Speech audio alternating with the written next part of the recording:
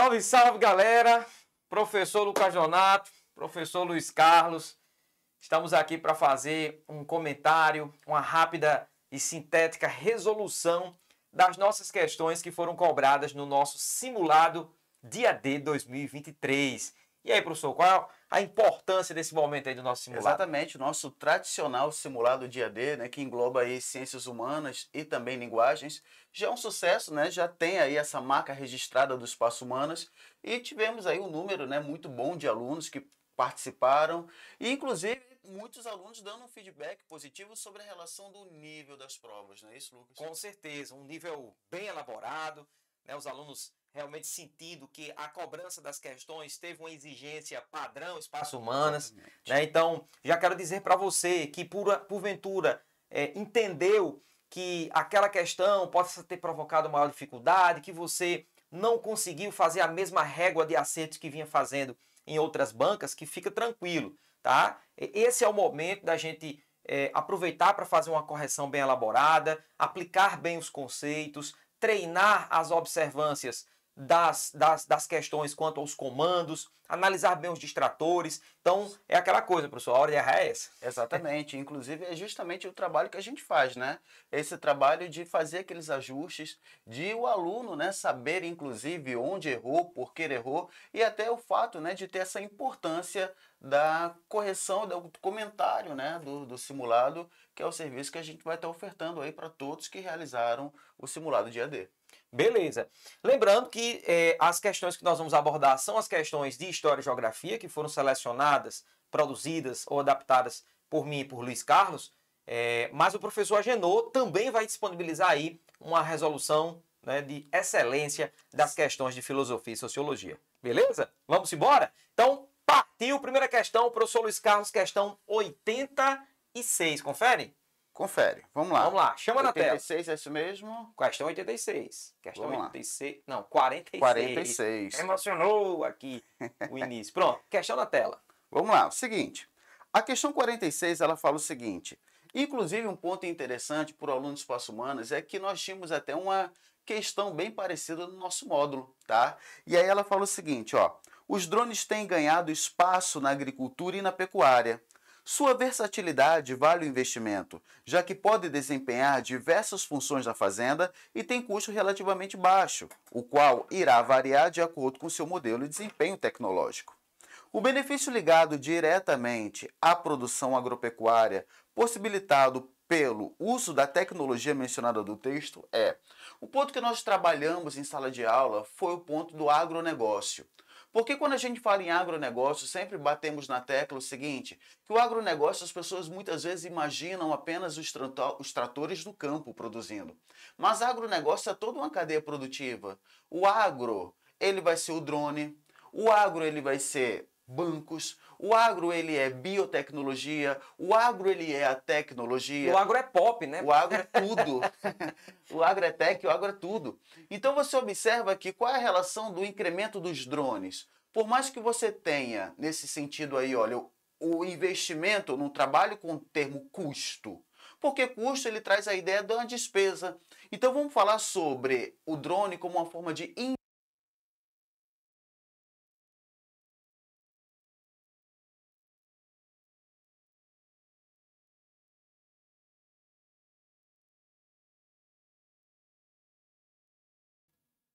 Então, retornando, tivemos um pequeno probleminha no áudio, tá? Retornando agora. E aí, como falei, né? A inclusão do drone, nesse sentido, tem como objetivo fazer uma maior análise, tá? Através de fotos e vídeos da produção e também fazer uma relação, inclusive, a verificação se há pragas, verificar, inclusive, o tamanho das espécies, estão crescendo justamente dentro daquele padrão, analisar a qualidade. Então, de acordo com todas as características da produção, né, da função do drone, vamos marcar a letra E. Ampliação do monitoramento da plantação, identificando áreas infestas de pragas com maior rapidez. Então, 46, letra E. 47 é uma questão, tá, que a gente trabalha aí no processo de capitalismo. Falamos, inclusive, tá, bastante sobre cada um ponto desse. Então, o aluno Espaço Humanas, consequentemente, ele tem todo o conhecimento sobre o que é cartel, o que é holding, dumping, monopólio, trust, oligopólio, o trust horizontal, o trust vertical, joint venture, tudo isso trabalhado em sala, trabalhado nos nossos materiais, trabalhado em questões e, consequentemente, também caiu aqui no nosso simulado. Então, lembrando o seguinte, detalhes, quando a gente fala tabelar preços, combinar preços, empresas independentes que tabelam preços, empresas independentes que combinam preços, com o objetivo de diminuir a concorrência. A gente faz a verificação, falamos inclusive sobre o CAD, Conselho Administrativo de Defesa Econômica, tá? O órgão federal que faz essas análises sobre quando há o crime do monopólio, sobre a lei antitrust, sobre cartel também, que é considerado crime. Então, consequentemente, né, o aluno que estava lá, que assistiu às aulas, viu que essa questão 47 aí estava muito tranquila, que era a questão que você ia marcar a letra A, cartel, ok? Beleza, beleza, professor. Vamos aqui chegando na questão agora 48. Gente, nessa questão aqui, tá? Nós podemos localizar como uma questão de Grécia Antiga, tá? Em especial, nós pensamos ali uma temática mais específica acerca da polis de Esparta, para que o aluno conseguisse identificar qual modelo político se via ali empregado e como aquilo refletiu-se dentro de uma estrutura social. Em sala de aula, quando trabalhamos a polis de Esparta, lembramos o seu caráter oligárquico, militarista, guerreiro, e sempre fazemos aquela composição das relações travadas entre os grupos sociais, da elite esparcíata, dos grupos chamados periecos ou dos ilotas, que eram constantemente perseguidos. E aí você observa o texto da questão. Os ilotas são frequentemente definidos como escravos. Na verdade, um conjunto de fatores permite que eles sejam caracterizados mais como servos do que como escravos propriamente ditos. Eram todos da mesma origem e, uma vez subjugados, permaneciam juntos nos locais e jamais se afastavam. Estavam presos à terra, não podiam se transferir, eram propriedades do Estado e executavam as tarefas agrícolas nas terras repartidas entre os cidadãos quando da conquista. O excerto acima trata de um modelo escravista de uma polis grega que fazia parte de uma estrutura política. Então vamos lá. Né? O comando da questão ele é muito claro, ele é muito objetivo. Essa questão é uma questão inédita, uma questão autoral. Tá? O modelo escravista que se viu na experiência dos ilotas na polis de Esparta se enquadra em qual modelo político, em qual vigência política?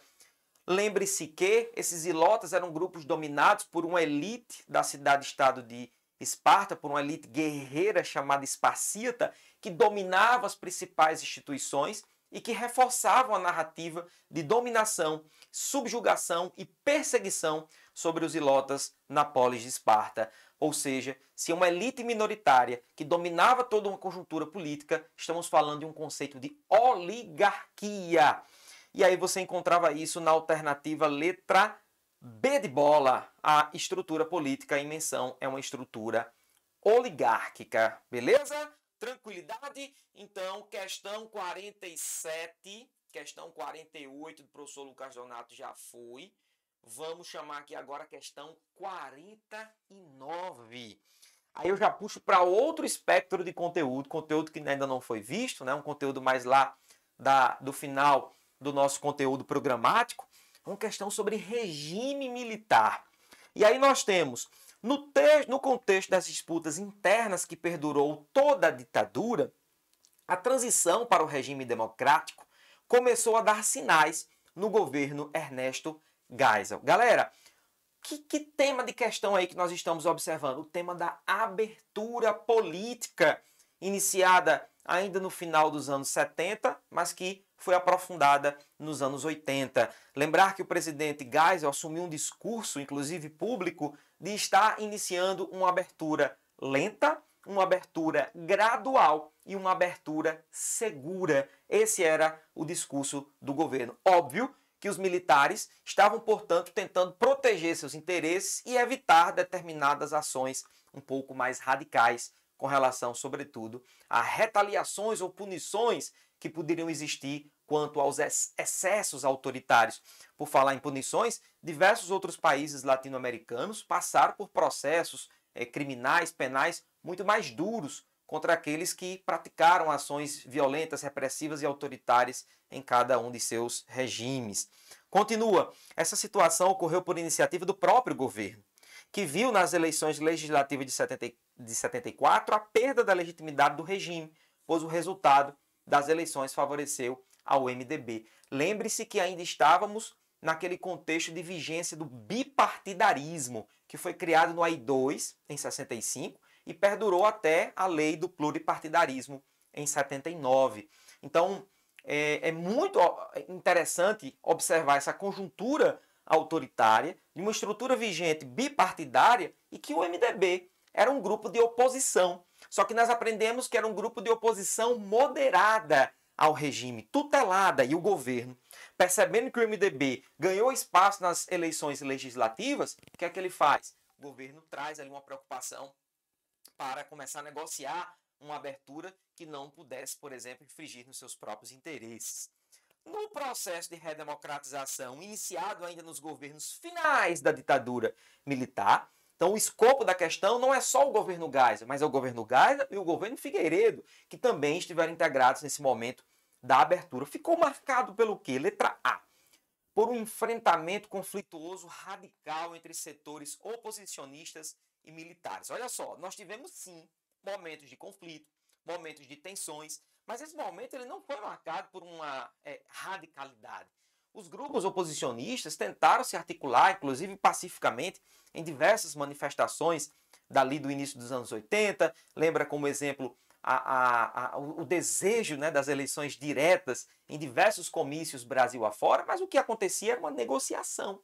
Era um acordo entre esses setores oposicionistas e setores militares. Descarta a letra A. Letra B, por uma abertura que responsabilizou crimes humanitários dos setores militares. Também não. Esse processo não foi tão observado no caso brasileiro, né? Descarta a letra B. Letra C, pelo imediato restabelecimento das eleições diretas para cargos do Executivo. Gente, a letra C ela é imprecisa. Por quê? Porque o que foi restabelecido em 82 foram as eleições diretas para governador de estado, mas para presidente da República a eleição ainda persistia indireta. Então ela é generalista, perigosa, descarta a letra C. Letra D, por uma transição política negociada entre oposicionistas moderados e os militares. Lembra aqui a figura do Tancredo Neves, que talvez tenha sido esse conciliador, né, esse articulador das negociações do processo de abertura, junto, claro, aos militares. Letra E, por tensões políticas marcadas pela radicalização autoritária governista. Tínhamos sim práticas autoritárias, mas elas foram bem mais radicais no período anterior, né, ali no apogeu dos anos de chumbo, quando a linha dura governava o Brasil. Gente, tranquilaça a questão 49, questão boa para marcar como correta a letra D de dado do nosso simulado. E já quero chamar a nossa questãozinha de número 50.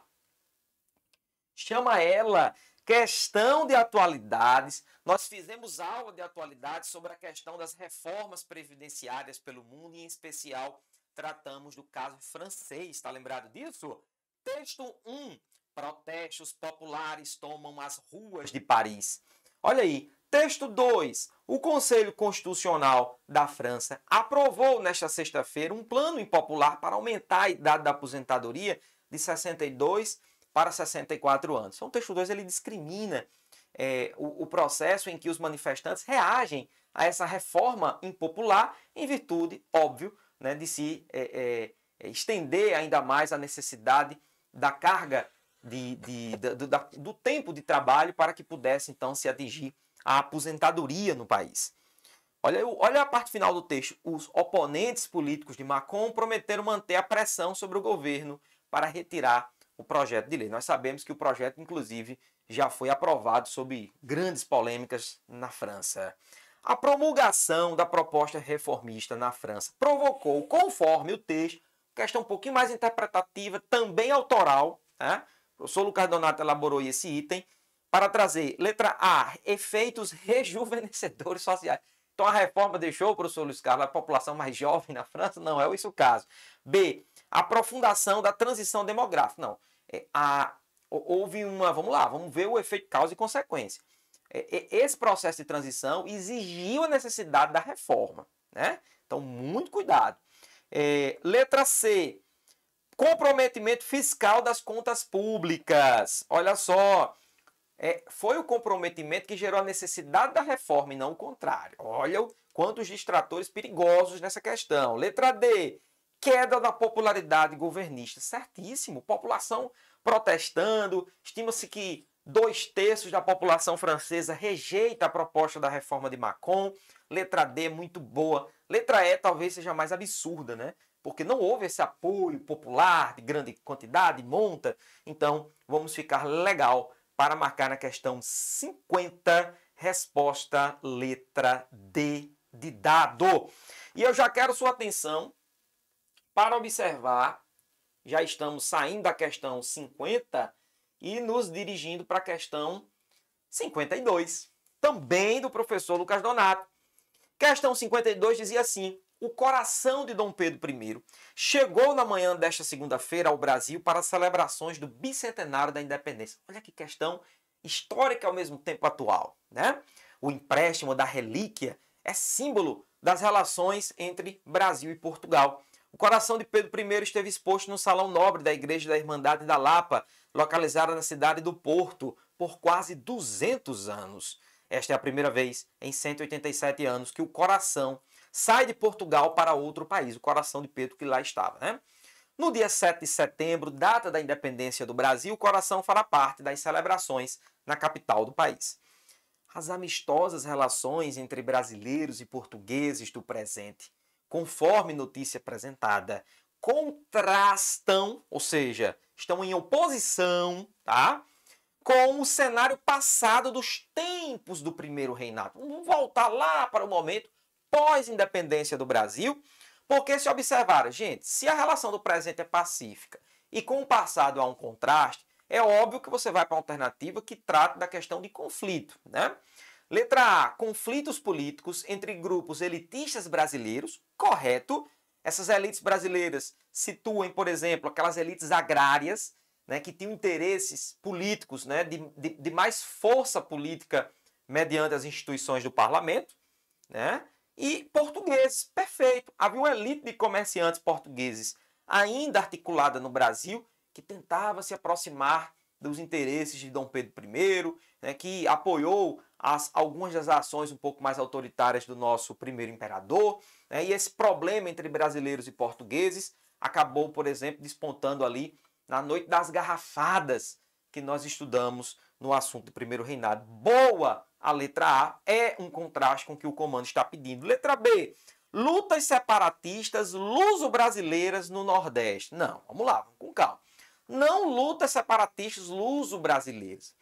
Nós temos uma revolta separatista no Nordeste, que é a Confederação do Equador, mas essa revolta ela não é imediata e necessariamente luso-brasileira. Uma revolta em que haviam setores na região de Pernambuco querendo mais autonomia, né? Mas cuidado com a caracterização destes movimentos. Letra C, dissensões entre portugueses constitucionalistas e absolutistas. Também não. O problema era de uma elite portuguesa com uma elite agrária aqui do Brasil, proprietária de terras. Cuidado no termo dissensão, ele significa conflito, divergência.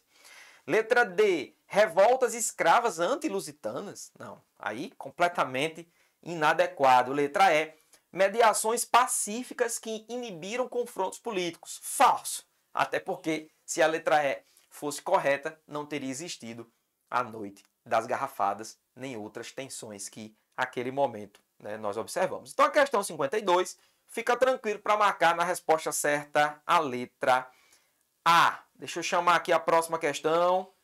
Vamos chamar aqui o professor Luiz Carlos para resolver a questão 55, professor Luiz Carlos. Vai que é tua. Vamos lá. Questão 55. O termo hotspot também está bastante trabalhado.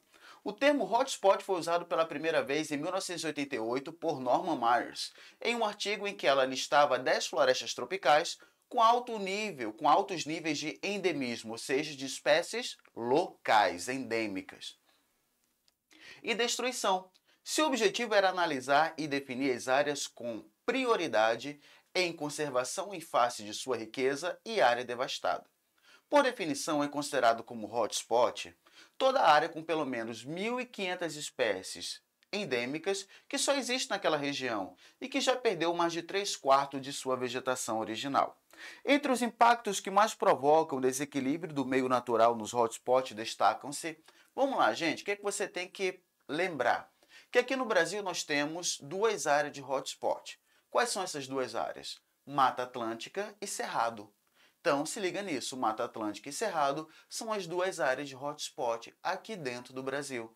E aí, o que essas duas áreas têm em comum? Primeiro, um forte desflorestamento, a retirada da cobertura vegetal original. Quando a gente trabalha em Mata Atlântica, você pode pegar o desflorestamento da Mata Atlântica até por todo o contexto histórico brasileiro. A ocupação no litoral, a gente pode falar sobre as fases econômicas brasileiras, podemos falar sobre o processo de urbanização também, que acaba gerando esse intenso desflorestamento na Mata Atlântica. Já quando a gente fala para o Cerrado, sempre trabalhamos muito com o termo expansão da fronteira agrícola a partir da década de 60, segunda metade da década de 60, que começa uma forte exploração no Cerrado da soja, tá? E também da pecuária bovina. Então você observa que soja e pecuária começa, tá, a fazer um extenso processo de devastação no Cerrado. A gente falou sobre o Cerrado e meio ambiente, falamos inclusive sobre a área definida como Mato Piba, que é Maranhão, Tocantins, Piauí e Bahia, que são áreas cobertas pelo Cerrado e que vem sendo hoje considerado aí o arco do desmatamento. Então, analisando as alternativas, a letra A, ela já traz a resposta correta quando fala sobre o desflorestamento e a expansão da agropecuária. Isso é fato, porque nós observamos essas duas características nas duas áreas de hotspot dentro do Brasil, que é o Cerrado e a Mata Atlântica. Mas vamos analisar o erro das outras alternativas.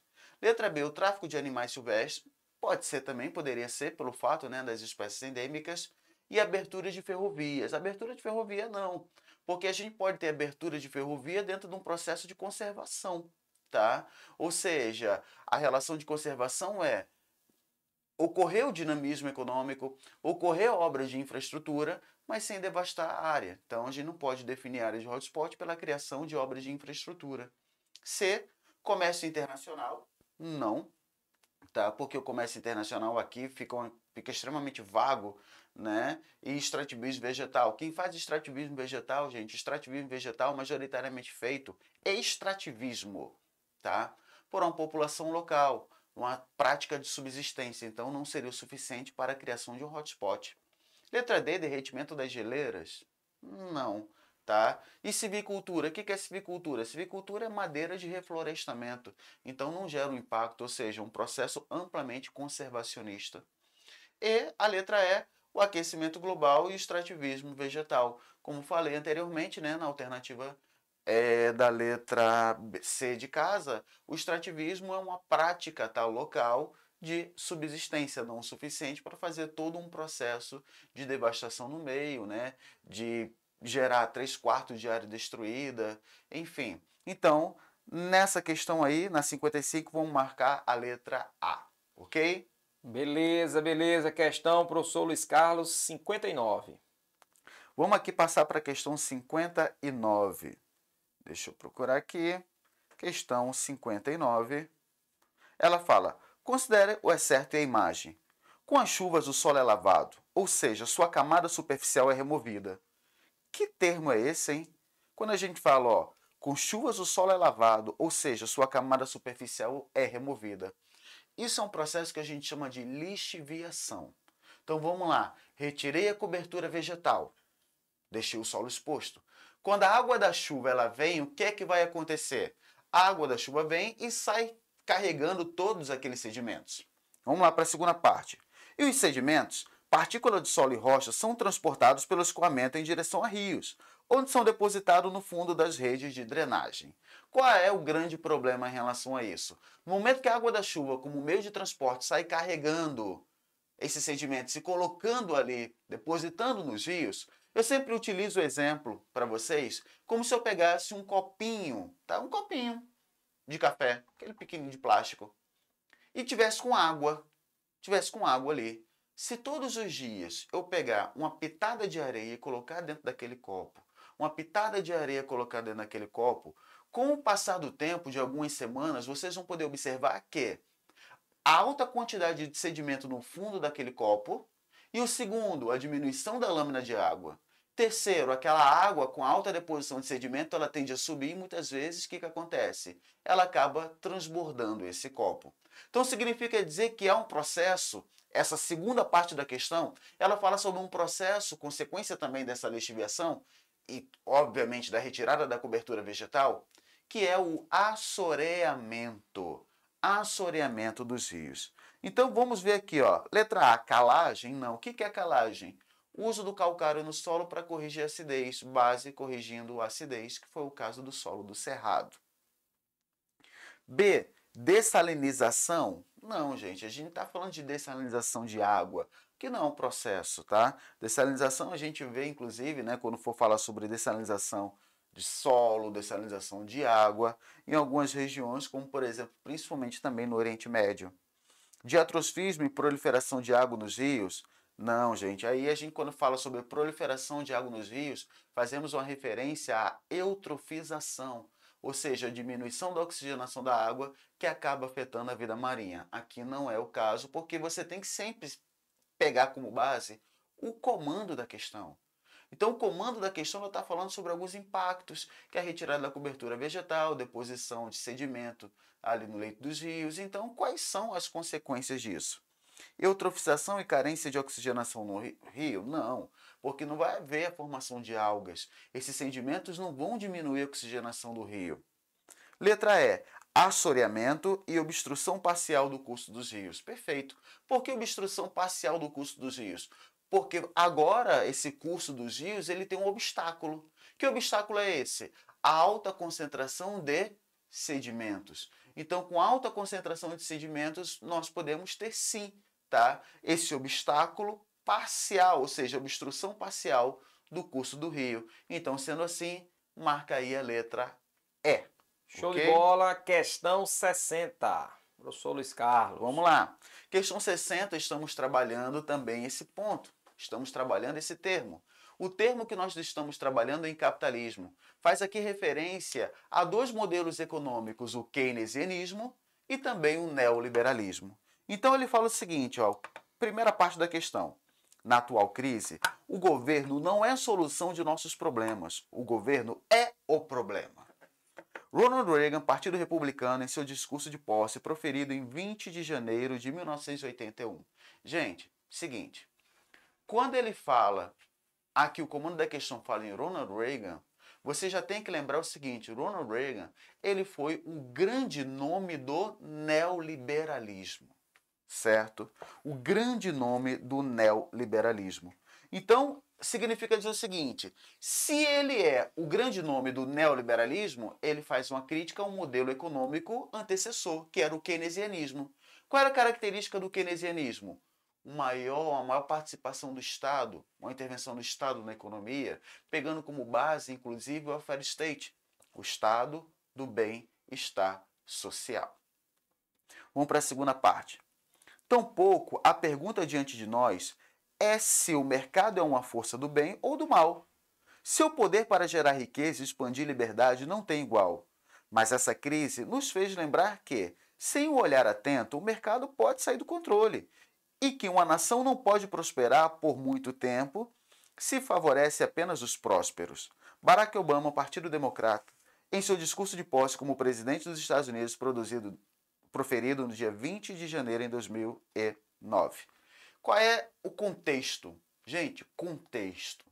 Você sempre tem que pegar, tá, a questão e fazer os contextos, a ordem cronológica. Repare que esse discurso de Ronald Reagan na primeira parte da questão fala em 1980, que foi a introdução do neoliberalismo. Quando você repara aqui no discurso de Obama em 2009, era justamente o pós-crise de 2008, a grande crise do neoliberalismo, a crise do subprime, a bolha imobiliária que colocou aí, né, que trouxe aí um impacto econômico mundial, chegando até a Europa através dos países da zona do euro, conhecido como PIGs. Portugal, Irlanda, Itália, Grécia e Espanha. Então, qual é a base aqui da questão? Os pronunciamentos fazem críticas há duas versões distintas do sistema capitalista, que são respectivamente. Vamos lá. Primeiro, Reagan. Se Reagan, ele tá? A introdução do neoliberalismo. A gente sempre fala, ó, 3 personagens para a introdução do neoliberalismo. Ronald Reagan, Margaret Thatcher na Inglaterra e Augusto Pinochet no Chile. Então, Reagan está criticando quem? O keynesianismo. Quando ele fala o Estado é o problema. Então, aqui a gente já vai marcar a letra A.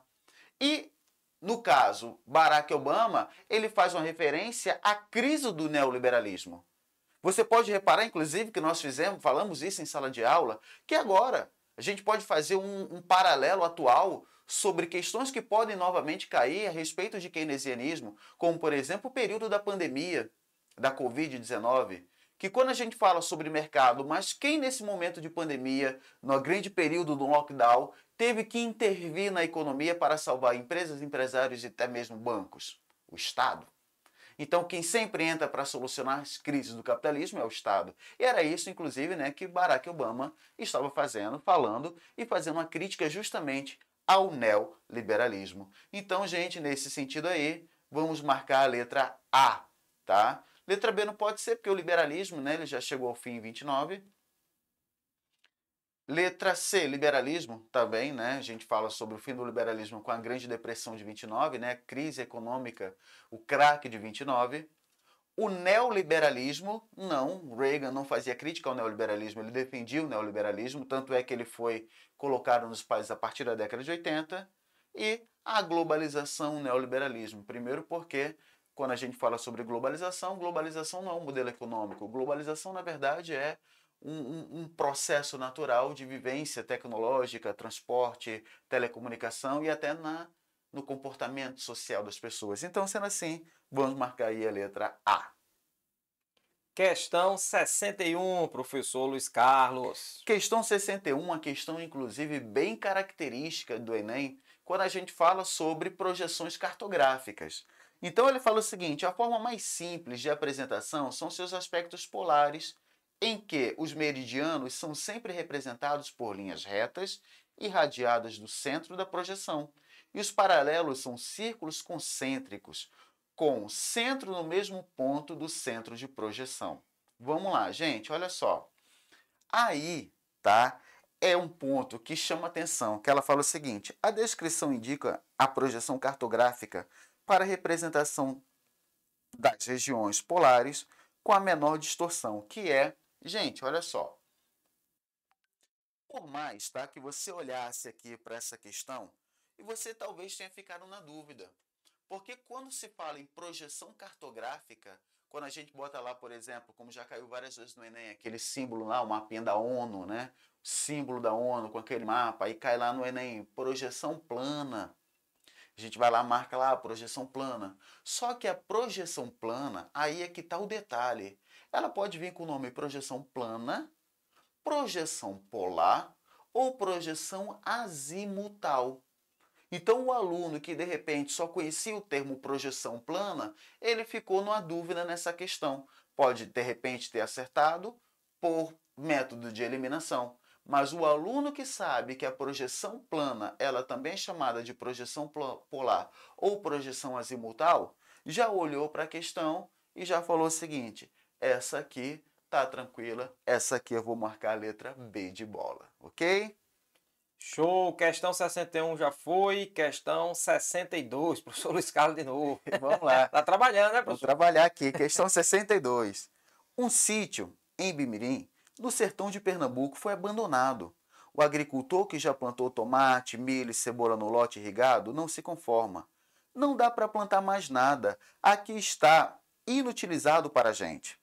Inclusive, quando a gente fala sobre alguns pontos, tá? Sobre essa prática aqui, logo na primeira faixa, nós já vimos aí agricultura, né, quando a gente já estudou aí geografia agrária, nesse primeiro contexto, nessa primeira parte aqui da frase, né, do texto, você já bota na cabeça, você certamente já lembrou o seguinte, o professor falou sobre esse ponto, inclusive é uma característica da agricultura de roça, agricultura itinerante, onde o cidadão, ele abandona o solo, né, através das queimadas, depois o solo fica desgastado, ele abandona e vai para outro. Então vamos lá. A ameaça que degrada os solos e avança pelas terras secas do semiárido é a salinização. Qual o processo da salinização, gente?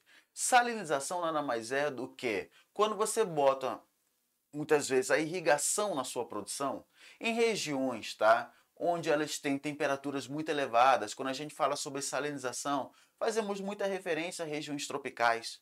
Tá? Por qual razão? Porque a alta temperatura faz com que uma alta quantidade de água ela evapore. Só que essa alta evaporação da água, a água ela vai evaporando, mas em contrapartida todos os sais que são encontrados, tá? Os sais minerais que são encontrados na água, o que que acontece? Eles ficam no solo. Então começa aquele grande acúmulo de sais no solo, tá? Em razão do processo da agricultura irrigada e também das altas temperaturas, que propiciam a evaporação, mas em contrapartida os sais eles acabam sendo concentrados no solo, gerando aí a salinização. Então vamos lá. O resultado é devastador. A primeira impressão que a gente tem é que todo esse terreno foi coberto por uma fina camada de areia, mas olhando de perto a gente observa que a mancha branca no chão é formada por uma concentração de sais. Esse processo de salinização acaba com a fertilidade do solo. Salinização de áreas irrigadas degrada terras do Nordeste. Isso é uma matéria aí do G1 e ela fala o seguinte: a salinização caracteriza-se por um grave problema socioambiental, uma vez que compromete a fertilidade do solo e, consequentemente, a prática da agricultura. Esse processo de degradação geralmente ocorre em locais, letra A, de intensa precipitação, onde a água da chuva provoca transporte de minerais do solo? Não. Tá? Primeiro, por que não nós vamos fazer essa referência? Porque nós estamos falando do processo de agricultura irrigada. Ou seja, e outro ponto, aqui a gente não está falando sobre o transporte de minerais do solo. Nós estamos falando da concentração de minerais em razão da forte evaporação. Então você fala, mas espera aí, se eu tenho, não poderia ser precipitação? Mas ficaria complicado, né? Porque se há a precipitação, como é que você vai ter ao mesmo tempo, né, a alta intensidade solar para fazer ao mesmo tempo essa evaporação da água da chuva?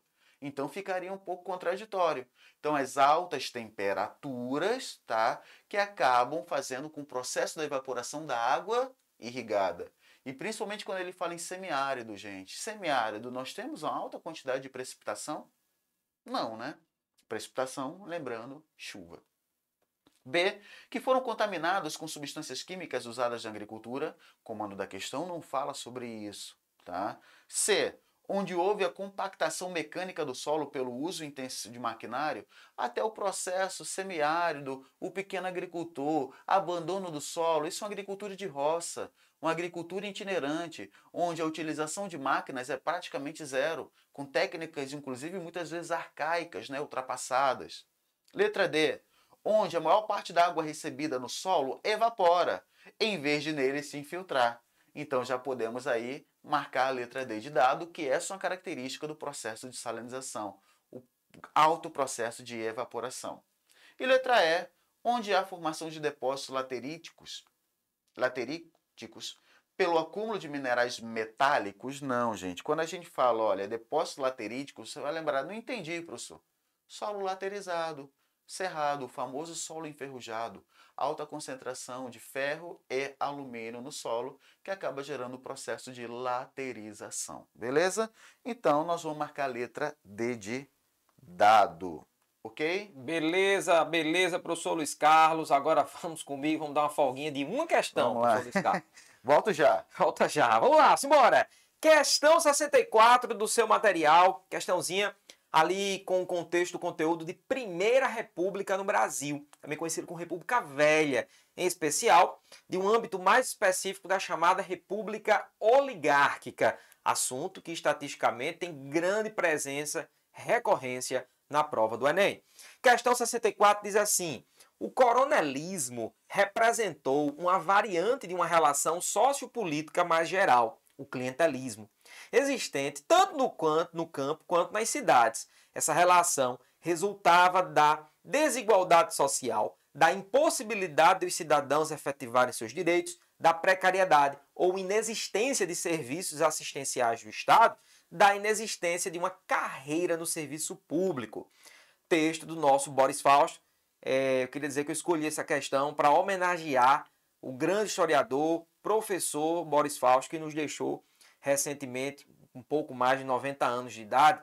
Creio que trazer uma questão do professor Boris Fausto para esse simulado seria uma singela homenagem do nosso curso Espaço Humanas ao brilhante historiador que, infelizmente, partiu para outro plano. Mas vamos lá.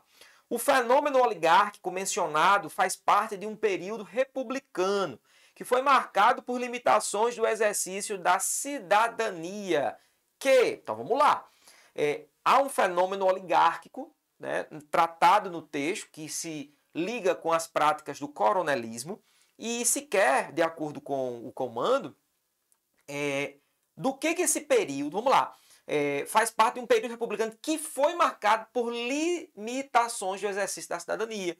Você lembra do voto de cabresto, você lembra das práticas clientelistas, de todo um arranjo político que reforçava os poderes de uma oligarquia. Então vamos lá, o que essa limitação cidadã, né, o que isso marcou? Letra A, estavam dissociadas da estrutura produtiva vigente.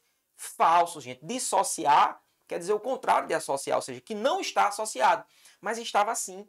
Por que estava associado? Porque o poder desses coronéis muitas vezes se articulava com uma estrutura econômica vigente ainda agroexportadora, pela qual economicamente fundamentava as bases políticas desses grupos oligárquicos. Então, cuidado. Letra B. Endossaram práticas políticas oligárquicas. Das questões que eu elaborei, eu sempre busquei trabalhar um pouco esses termos que, quando cai na prova do Enem, o aluno muitas vezes se sente um pouco inseguro. Endossar significa fundamentar, significa reforçar, respaldar, né?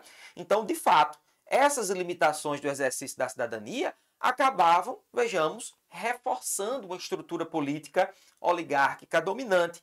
A resposta da letra B é boa. Letra C, fragilizaram relações fisiológicas de poder. Mas o que são relações fisiológicas? São aquelas relações de uma articulação oligárquica, são práticas que visam a perpetuação ou permanência no poder, que no caso faz parte dessa fisiologia política, e o item C está errado pelo termo fragilização, né? Não seria fragilizar, seria aprofundar. Letra D, aprofundar medidas administrativas progressistas. Não. Pelo contrário, nós tínhamos um entendimento de política muito mais conservador, né? Letra E, permitindo experiências políticas populares. Também uma prática de limitação da cidadania não seria marcadamente uma prática de grandes experiências políticas populares. Normalmente essas experiências são desenvolvidas em períodos de maior concretização de um exercício de um ideal cidadão e não de limitação. Então, a resposta certa da questão 64, vamos marcar a letra B de bola do nosso gabarito aí. Show de bola? Então, chama aí na próxima questão, questão 66 do professor Luiz Carlos. Vamos lá. Questão 66, analisa o gráfico. Uma questão já bem direta, tá? Uma questão já bem direta, inclusive quando você analisa o solo. Quando a gente vai falar sobre solo, a gente estuda também partes do solo, onde o solo ele é composto 25% de ar, 45% de minerais, 25% de água e também a matéria orgânica que vai ocupar aí 5%. Então repare que estamos falando da formação, na verdade, da estrutura de um solo, onde aí a gente fala sobre os componentes do solo, certinho? Então olha só, dividido entre parte sólida e os poros, os 4 elementos destacados no gráfico caracterizam justamente, tá, esses componentes do solo. Então vamos ver aqui as alternativas, o que elas falam. Letra A, as forças endógenas do relevo? Não, gente. Quando a gente fala sobre forças endógenas, ou seja, forças internas do relevo, a gente fala sobre processo tectônico. Então, se eu estivesse falando aqui, tá? sobre movimento orogênico, movimento epirogênico, poderia falar sobre forças endógenas, então não é o caso. Letra B. Os agentes erosivos cuja composição é determinante na intensidade do processo na esculturação das paisagens. Aqui a gente não está falando, por exemplo, os minerais não são agentes erosivos nesse sentido aqui, matéria orgânica, não. Então, na relação aqui do comando da questão, a gente vai falar sobre os processos erosivos. Porque o que eu tenho de processo erosivo? O vento é um processo erosivo, tá? Eu tenho a chuva como processo erosivo, eu tenho o sol como processo erosivo, eu tenho a ação antrópica como processo erosivo, e aí a gente tem até os outros processos, né? Quando a gente fala sobre os processos de intemperismo, seja ele químico, seja ele físico, seja ele biológico. Então, o processo erosivo ele seria muito mais amplo, tá? Se a gente fosse analisar o comando dessa questão aqui. C. Os componentes do solo, cujas proporções podem variar entre diferentes horizontes. Exatamente, tanto é que nós temos do solo horizonte A, horizonte B, horizonte C, e aí conforme a gente vai chegando mais próximo ali entre o horizonte A e o horizonte B, nós vamos ter muito mais essa relação na matéria orgânica, nós conseguimos encontrar mais um processo, inclusive, aí de fertilidade também do solo, ok? A normal geomorfológica, cujo equilíbrio é o fator preponderante no combate ao intemperismo. Letra E, fatores de exploração mineral, cuja distribuição indica a viabilidade da atividade extrativista em um dado local. Não, gente, aqui a gente está falando, tá? Nós não estamos analisando fatores de exploração mineral, tá? Porque esse fator de exploração mineral, a questão traria outras características. A questão estaria falando sobre, justamente no comando da questão, a própria exploração mineral. Estaríamos falando também de terrenos cristalinos. Estaríamos falando sobre a potencialidade econômica em produção de commodities minerais. Não foi o caso da questão. Então, nesse sentido aí, marca aí a letra C de casa, ok? Show de bola, questão 67. Bota lá, Inselbergs. Questão 67. Quando você vê o termo Inselberg, quero que você faça análise, quero que você já ligue, tá? Faça a ligação em, se tratando de Brasil, bem característico no semiárido nordestino. Segunda característica, gente, de Inselberg, são áreas, tá, que são montanhosas, mas elas nascem em áreas de planície, em áreas planas. Então, Inselberg, característica de regiões planas, tá? Então, são cadeias montanhosas que acabam sendo criadas em áreas planas, primeiro ponto. Aqui no Brasil, característica do semiárido nordestino. Terceiro, são formações rochosas ígneas, ou seja, ígneas ou magmáticas, resultado da solidificação do magma. Quarto ponto, como elas estão localizadas em pleno sertão nordestino, nessas áreas abertas, como vocês estão podendo observar na questão, na figura, como ela também está ali, ó, localizada em áreas planas e só ela se destaca pela essa formação montanhosa, ela acaba sendo uma área também de intenso processo erosivo. Quais são os processos erosivos que a gente pode analisar aí dos Inselbergs? Ventos e o sol. E também o próprio processo do intemperismo físico. Durante o dia, temperaturas extremamente elevadas, a rocha se dilata. Durante a noite, em razão do processo ligado à continentalidade da região, o que ocorre? A temperatura ela cai, então a rocha se contrai. O processo de dilatação e contração acaba gerando intemperismo físico, que é também um dos processos aí, perdão, de desgaste, ou seja, processo erosivo aí do Inselberg. Então vamos lá. Trata-se de um Inselberg que ocorre em áreas. Vamos lá. Letra A, de terrenos recentes e pouco resistentes que sofrem constante erosão fluvial. Primeiro, terrenos recentes não, porque o Brasil já é um território, de uma maneira geral, antigo. Tá? Segundo ponto, que sofrem constante erosão fluvial. Por que não fluvial? Porque quando a gente está falando de fluvial, nós estamos falando de rios. E aí você pode observar que essa formação rochosa aí não tem rios em seu redor. Então, não. Letra B, próximas ao litoral? Não, gente, característico do semiárido nordestino. Próximo ao litoral, nós temos falésias, tá? Nós temos dunas, Então, aqui a gente não vai falar sobre próximos ao litoral. Letra C, sedimentares? Não, porque como falei para vocês anteriormente, é uma formação rochosa ígnea, magmática, solidificação do magma. Essa formação rochosa ela não surge pelo acúmulo de sedimentos. Não, não, não. Letra D, terrenos cristalinos, semiárido, tá? Sob o clima semiárido, mais uma vez, e resulta de forte processo erosivo. Sim, tá? Como nós falamos, esse forte processo erosivo que esses icebergs eles vêm sofrendo ao longo dos anos. Como falei, sol, vento, intemperismo físico. Banhadas por pequenos rios que durante as chuvas inundam as margens provocando a erosão.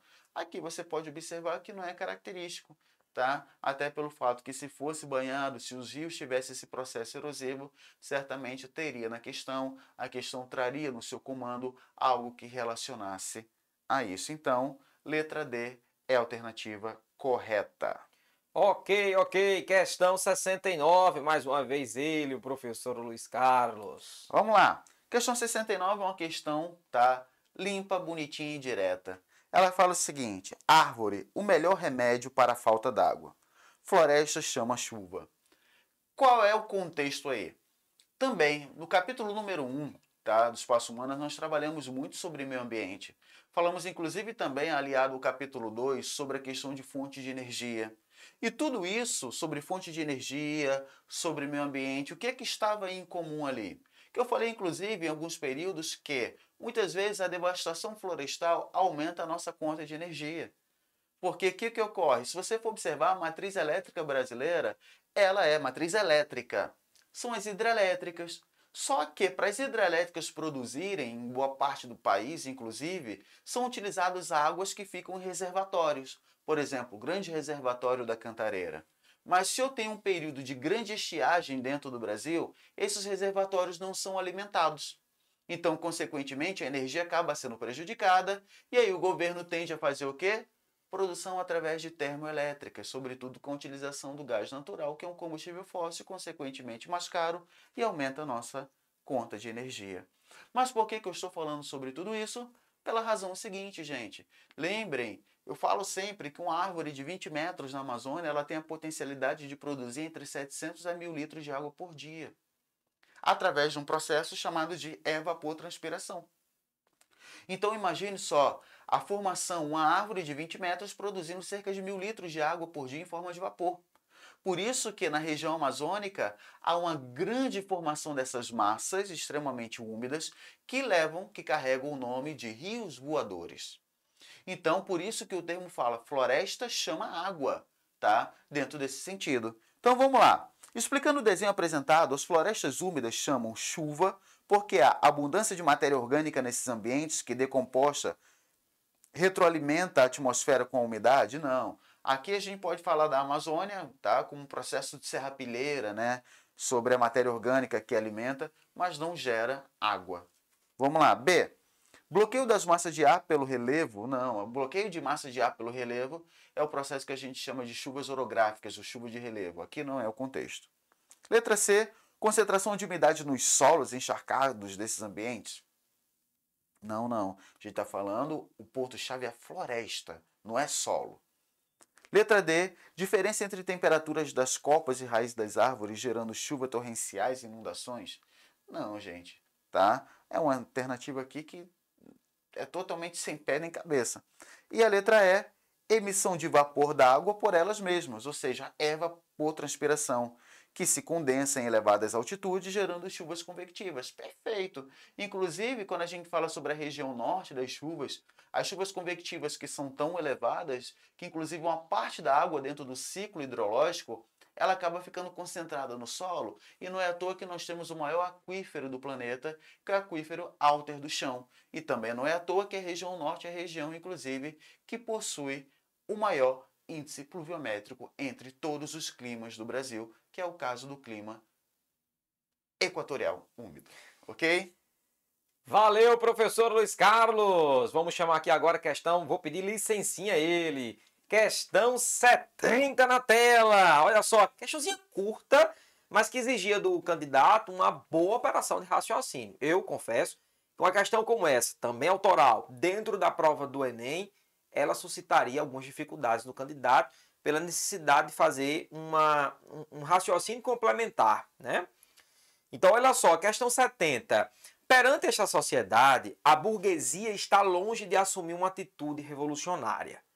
Não protesta nem contra as autoridades dos príncipes territoriais. Gente, essa é uma questão sobre formação dos estados nacionais, sobre economia mercantilista, sobre todas as relações políticos, econômicos e sociais da chamada Europa moderna.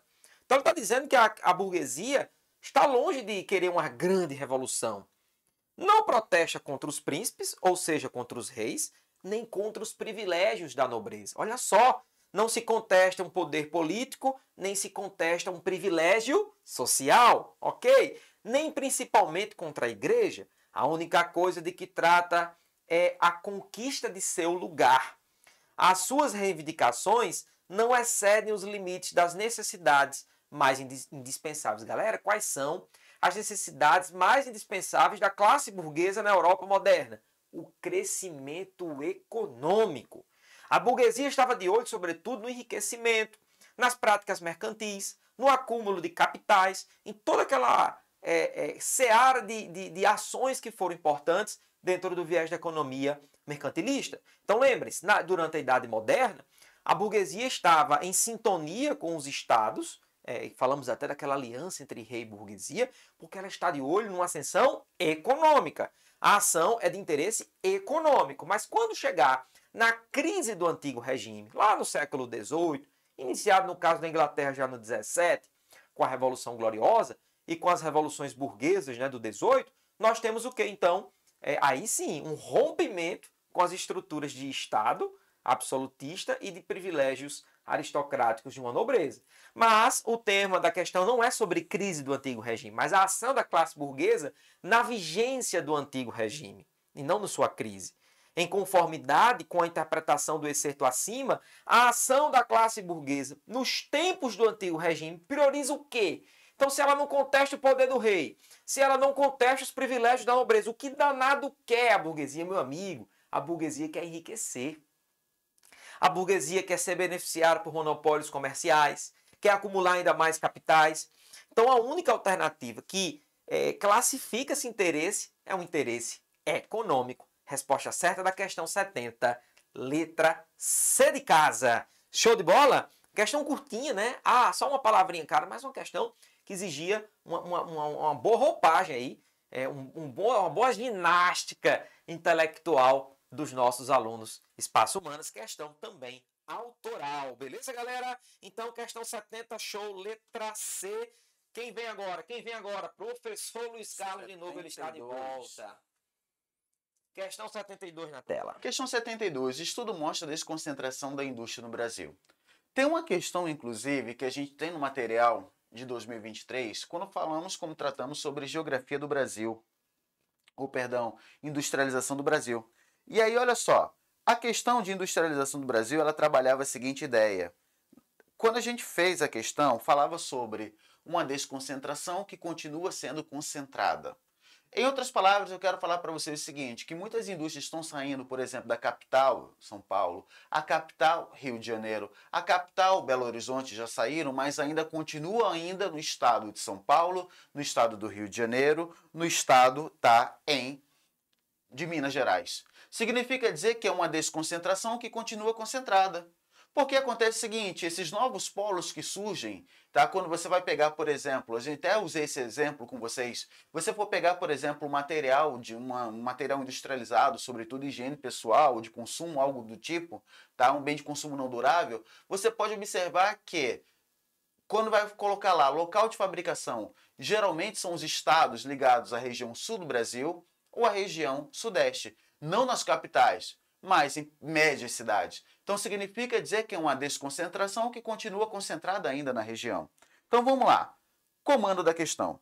O estado de São Paulo, o maior parque fabril do país, vem perdendo espaço. A participação das empresas paulistas, que respondem por cerca de 31,3% de tudo que é produzido no país, recuou 7,7% pontos percentuais. A maior queda apurada em todas as unidades da federação. Já a combinação das indústrias do Rio de Janeiro para o Produto Interno Bruto, PIB industrial, aumentou 2,5 pontos percentuais na década de 2000 a 2011. Do total da produção industrial brasileira, 12,5% vem do Rio de Janeiro. Com base no texto, a descentralização produtiva ocorre de forma o quê? Limitada. Limitada, pois os novos polos ainda... O que ele quer dizer, gente? Eu saio de polos antigos e passo para novos polos. Só que esses novos polos ainda estão concentrados dentro do eixo sul e sudeste. Ou seja, ainda concentrado dentro do centro-sul. Porque o que o centro-sul ele vai ofertar? Ele vai ofertar primeiro todo um processo logística favorável. Ele vai ter lá um maior processo de infraestrutura. Ele vai ter lá uma maior infraestrutura do campo energético, do campo da telecomunicação, do campo do transporte, até mesmo, a relação da logística para chegar mais rápido e estar mais próximo do maior centro consumidor do Brasil. Então você pode observar que, apesar de a gente falar que é uma desconcentração limitada, é porque ela ainda continua bastante concentrada nesse sentido. Então ela continua bastante concentrada, principalmente porque esses novos polos estão próximos às antigas áreas industriais. Inclusive até retificando nesse sentido aí, tá? Retificando o gabarito da questão 72, a letra correta é a letra D de dado, tá? Então tem essa retificação aí, tá? Dessa questão em relação ao gabarito oficial, ok? Então, olha só, letra D de dado, porque estão próximas às antigas áreas, tá? Industriais, beleza? Então, estando próximas às antigas áreas industriais, consequentemente, estão ali, ó, próximo dos grandes polos. Então, letra A, por exemplo, dispõe de mão de obra dispendiosa? Nesse sentido, não, porque isso seria, na verdade, uma forma de eu fugir dessa mão de obra dispendiosa, ou seja, cara. Letra B, recebem poucos investimentos estatais? Hoje é iniciativa privada, tá? Neoliberalismo, então, mínima participação do Estado. Letra C, oferece matriz energética escassa. Então, sendo assim, as matrizes energéticas escassas, eles nem chegam até lá. Letra D, estão próximos às antigas áreas industriais. Por isso que a gente sempre utiliza o termo que já foi trabalhado em questão, uma desconcentração que continua concentrada. Então, 72, letra correta é a letra D de dado, retificando esse gabarito, ok? Beleza, beleza. Questão 74. Vou assumir aqui a sequência.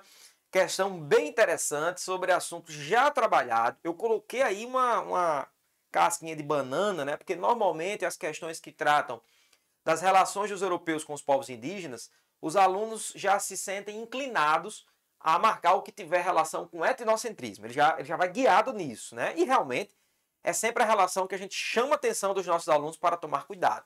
Mas eu botei essa questão com outro propósito, o propósito de fazê-lo pensar um pouquinho mais do que aquelas associações automáticas, né? Repito, mais uma questão autoral. Questão 74, peraí que fugiu aqui agora. Questão 74 diz assim: se nos abraçarmos com alguns costumes deste gentio, os quais não são contra a nossa fé católica, nem são ritos dedicados a ídolos, ou seja, se os jesuítas praticarem algo que os indígenas fazem, desde que isso não ofenda os princípios cristãos, né? Como é cantar cantigas de Nosso Senhor na língua indígena, pelo tom e tanger de seus instrumentos de música que eles usam em suas festas quando matam contrários e quando andam bêbados. E isto para os atrair a deixarem outros costumes essenciais e permitindo-lhes e aprovando-lhes estes trabalhar por lhes tirar os outros. Meu amigo, o que aí o padre Manuel da Nóbrega está trazendo, que ó, sinal verde para os jesuítas observarem os elementos da cultura indígena para tirar melhor proveito deles, para que assim se proceda uma conversão à cristandade mais eficiente, para que retire dos povos indígenas determinados costumes pelo qual os religiosos não tinham interesse que eles praticassem. Ou seja, o que está se propondo no texto é que os jesuítas tivessem uma preocupação e um esforço de aproveitar, associar características da própria cultura nativa para melhor eficiência do processo de catequese. De acordo com o texto, a ação dos religiosos nos contatos com os povos indígenas foi marcada, vamos lá, de acordo com o texto. Vamos lá. Grande parte dessas ações, elas são sim de conteúdo etnocêntrico. Você já olha para a letra B com um olhar muito cuidadoso. Mas, de acordo com o texto em si, está se falando imediatamente. Você sabe que, de forma genérica, há sim uma relação etnocêntrica da visão europeia sobre os povos indígenas. Mas esse texto aqui, ele está imediatamente trabalhando a necessidade dos religiosos aproveitarem elementos da cultura nativa para um objetivo concretizado mais efetivo. Então, letra A, pela abdicação de princípios cristãos, de jeito nenhum. Veja que o início do texto ele dá uma ressalva. Ó, tem que fazer, tem que aproveitar algumas coisas, né, desde que isso não configure ser algo contra a nossa fé. Né? Letra B, por uma perspectiva etnocêntrica, afirmativa que genericamente poderia ser interessante, mas o esforço aí da textualidade traz outro viés. Letra C, por métodos sistematicamente violentos, nem sempre estamos diante de uma textualidade que não está necessariamente falando de uma violência física. Né? Letra D, pela ressignificação de valores cristãos. Valores cristãos não estão sendo aí ressignificados. O que se está se observando é uma possibilidade estratégica de conversão. Letra E, pela observância da dinâmica cultural nativa. A letra E é perfeita. Observar como é essa dinâmica cultural nativa para que dela se possa tirar melhor proveito para uma finalidade de conversão e cristianização. Resposta da questão 74, letra E, para você marcar. E assim eu quero chamar já aqui, ó, chamar na tela a questão de número 76. Espera aí que apareceu questão demais. Pronto. Questão 76, questãozinha adaptada que o professor Lucas Donato produziu, não é 100% autoral, houve uma adaptação, mas assim, é uma questãozinha mais, né, de bate-pronto, de mera identificação. Em seu discurso, ao lançar o plano econômico, o presidente descreveu a inflação como inimigo público número 1. Veja, quando estamos falando de inflação, governo, já lembrando logo do período republicano. E, em especial, época em que o Brasil se mantinha com suas taxas de inflação completamente descontroladas, né? Como nós vamos ver na década de 80. O plano obteve imediato apoio da população e, da noite para o dia, o presidente e o ministro Funaro, né, se tornavam heróis nacionais. O ministro Funaro foi o ministro da Fazenda do governo José Sarney. Logo ali, o primeiro presidente civil após o regime, né, a ditadura civil-militar. O povo entrava nos supermercados, verificava os preços e denunciava os gerentes quando notava que algum produto havia sido remarcado, reprecificado irregularmente. Olha só, o texto anterior refere-se a qual plano? Gente, qual plano foi marcado pelo congelamento de preços e salários, pela instituição também do próprio gatilho salarial, pela tentativa de combate às altas taxas inflacionárias. Estamos falando do plano cruzado, estamos falando da letra B de bola, que o aluno deveria marcar como alternativa correta. Esses outros planos, que embora tenham existido, eles tiveram, né, ou outro contexto, ou outro ministro, ou outro mecanismo diferente. Veja, desses planos, os mais famosos, né, o plano cruzado, o plano Collor, né, que foi bastante polêmico, e o plano real, que tem grande importância para a história do Brasil. Sugiro você ter um esqueminha para cada um desses planos, tá? Lembrando que do governo Sarney, dessas alternativas, foram o plano Verão, o plano Cruzado e o plano Bresser. Show? Beleza? Questão 76 já foi. Resposta certa, letra B. Vamos em frente, vamos chamar aqui a questão agora de número... Questão 76 já foi, quero chamar então a questão 78. Olha, tá andando. Questão 78, deixa eu puxar aqui com vocês. Chegou. Questãozinha também simples. Em 1955 foi realizada na Indonésia a Conferência de Bandung, que lançou as bases do chamado Movimento dos Países Não Alinhados. Considerando o contexto do pós-Segunda Guerra, a Conferência de Bandung foi norteada por qual princípio? Gente, vamos identificar, vamos localizar. Veja, a Conferência de Bandung, criada na Indonésia, está num contexto mais amplo, pelo qual nós chamamos de descolonização asiática. Pois é, da ação dos países na Ásia, embora isso também tenha ocorrido na África, de que esses países buscavam por suas independências, por suas emancipações e, claro, rejeitavam as dominações imperialistas europeias. Então, o princípio fundamental que norteou as ações da conferência foi o princípio da autodeterminação dos povos, ou seja, a ideia de que essas coletividades, que esses estados-nação tinham o direito de agir soberanamente mediante seus propósitos, interesses, objetivos e destino. Portanto, a autodeterminação dos povos acabou se tornando um princípio fundamentalmente importante para as democracias contemporâneas, por exemplo, figurando também no nosso texto constitucional de 1988 aqui no Brasil. Resposta certa, questão 78, simplesinha, resposta aí, letra B de bola, autodeterminação dos povos. Quero chamar agora ele de volta, o professor Luiz Carlos, para resolver a questão 80. Vai que é tua, professor. Vamos lá.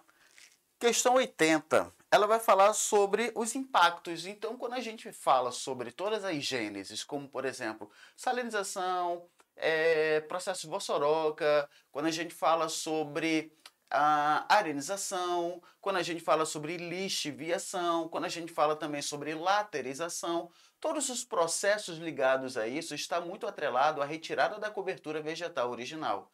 Então, quando a gente vai verificar sempre a gênese, tá? A gênese de todos os processos que estão ligados aí à relação, tá, dos processos erosivos, estamos ligados à retirada da cobertura vegetal original. Então, a questão que ela fala modificação do meio ambiente, salinização do solo, contaminação dos recursos hídricos, consumo exagerado de água e a laterização são consideradas as questões mais importantes a serem analisadas nos estudos referentes aos impactos ambientais em áreas agrícolas. Então, vamos lá. Os problemas listados têm como causa principal, tá? Letra A, retirada indiscriminada da cobertura vegetal? Sim, tá? Porque é justamente a retirada da cobertura vegetal que muitas vezes deixa o solo exposto, contribuindo, inclusive, tá, para alguns acúmulos de minérios, de minerais, na verdade, nesse solo. Então, vamos lá. Letra A está correta, letra B, redução dos índices pluviométricos, não, porque se é uma redução do índice pluviométrico, muitas vezes essa redução está totalmente atrelada, inclusive mesmo à retirada da cobertura vegetal original. Uso inadequado do sistema de irrigação, por que eu não posso marcar a letra C? Porque nem todas as produções, elas utilizam o sistema de irrigação, tá? Então seria como se eu estivesse generalizando que todas as áreas produzem esse sistema de irrigação e não é verdade. Letra D, utilização de sementes geneticamente modificadas, também não, né? Os OGMs. E letra E, exacerbação, ou seja, o aumento muito elevado de práticas agrícolas extensivas. Seria mais ou menos como se eu estivesse falando que tudo isso estivesse muito ligado, tá, ao uso de práticas extensivas exacerbado, ou seja, grandes produções. E aqui a gente pode observar até numa questão que fizemos aqui dentro do próprio simulado, que é muito ligado também à agricultura de roça. Beleza, gente? Então, letra A está correta. Show, show, show, show, professor. Valeu. Vamos voltar aqui comigo na questão 81, galera. Questão 81 diz assim: leia com atenção o trecho a seguir. A liberdade é sempre a liberdade de quem pensa de maneira diferente. A ditadura do proletariado deve ser obra da classe e não de apenas uma minoria dirigente em nome da classe. Sem eleições gerais, sem liberdade irrestrita de imprensa, de reunião e discussão, algumas dezenas de dirigentes do partido comandam e governam. Texto da Rosa Luxemburgo, revolucionária que viveu ali no contexto da Alemanha da primeira metade do século XX, que tinha assim sua adesão pelo pensamento socialista, pela ideologia socialista, mas ela está adotando um tom crítico com a realidade que estava acontecendo nas primeiras décadas do século XX com relação à ascensão das revoluções proletárias, em especial do contexto da Revolução Russa, pois a Revolução Russa estava assumindo feições muito mais autoritárias do que efetivamente coletivas. Dessa forma, há um tom muito crítico na textualidade. Vamos observar o comando da questão. A autora do discurso assim entende que a Revolução Russa, vamos lá, se ela está a descrever o que acontece na Revolução Russa, né, qual era o entendimento dela? Era um entendimento de aprovação ou de rejeição? Entendemos que pelo tom crítico, denunciante das ações mais autoritárias e ditatoriais lá, né, do centro bolchevique, que passou a assumir a frente dos rumos revolucionários após a Revolução de Outubro, né, ela está questionando a realidade que estava sendo praticada. No pensamento dela, como estava transcorrendo essa Revolução Russa? Letra A, foi articulada por um poder revolucionário ditatorial. Correto. Na visão da Rosa Luxemburgo, essa conjuntura ditatorial acabava ocultando algumas das características que deveriam existir dentro de um movimento socialista, que é uma consciência representativa de classe operária. Veja que quando ela diz, sem eleição geral, sem liberdade restrita de imprensa, sem reunião e discussão, dezenas de dirigentes comandam e governam e acabam, portanto, prejudicando os interesses e representatividade de uma conjuntura de classe, né? Então, nós temos aí na alternativa a letra A já muito interessante. Ela acusa um autoritarismo ditatorial dentro da Revolução Socialista, né? Que era a ideologia que ela se afeiçoava, mas estava mostrando ali algum tipo de tristeza, vamos assim chamar, pelos rumos do fato. Letra B, significou um movimento essencialmente proletário. Talvez a letra B fosse o que ela desejasse, né? Mas que estava sendo, de alguma forma, comprometido na realidade da Revolução. Letra C, adotou formas democráticas e coletivas de governo. De jeito nenhum. Ela está justamente apontando que os rumos do processo revolucionário eles estão sendo autocráticos, ditatoriais, né? Letra D, rompeu com o viés stalinista dominante do socialismo. De jeito nenhum, até porque esse viés stalinista ele viria ainda a se articular no decurso, nos desdobramentos da Revolução Russa, lá pelos idos da década de 20. Letra E, se estruturou a partir de uma revolução trabalhadora pacífica. Também não é essa a visão pela qual a autora assumiu da Revolução Russa. Então, vamos ficar em marcar a letra A como alternativa correta. E aí, passando da questão 81, já vamos chegando na questão 82 e já puxar para a história do Brasil, que é justamente aquela crise dos modelos oligárquicos da República Velha e, gradualmente, a ascensão de uma nova conjuntura política. Questão 82. A crise do modelo agrário exportador no final de 29 é sentida no Brasil ao longo da década de 30. Assim, temos uma relativização deste padrão econômico. Algo mudou. Ao passo que os cafezais apontavam um declínio assustador de rendimento, os capitais, leis e investimentos, antes colocados no setor primário, ou seja, no setor agrícola, agrário, passam a ter seu eixo de gravidade modificado para as atividades tipicamente urbanas. E é óbvio que se está falando da indústria, em especial no setor secundário. Perfeito, indústria setor secundário.